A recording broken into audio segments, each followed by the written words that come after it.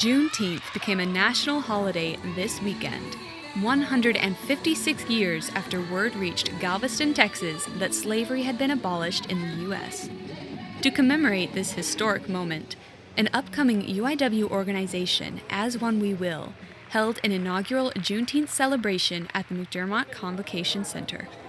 The event featured the musical talents of the Diversity Dance Academy, as well as testimonies regarding the history of Black America and a theater performance by UIW student Kashori Lanier.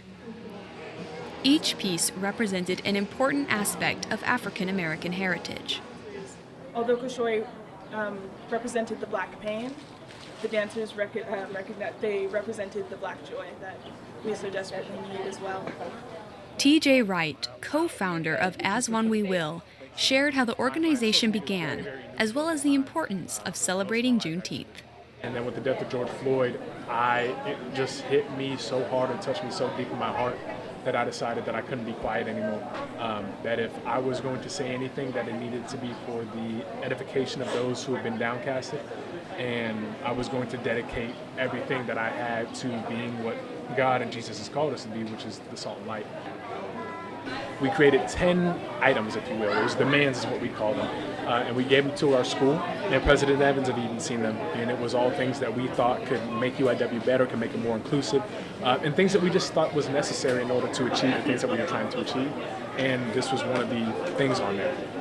We had told them that Fiesta is big on campus, and Alamo Heights Night is this big old party. So we need to have some type of equal representation for Juneteenth because it's a celebration in itself.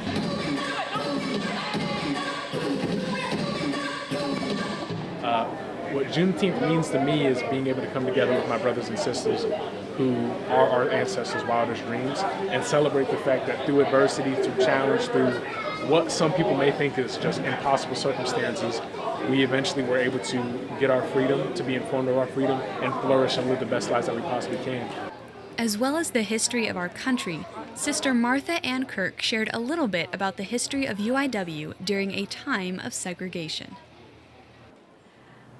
The college was like most schools around.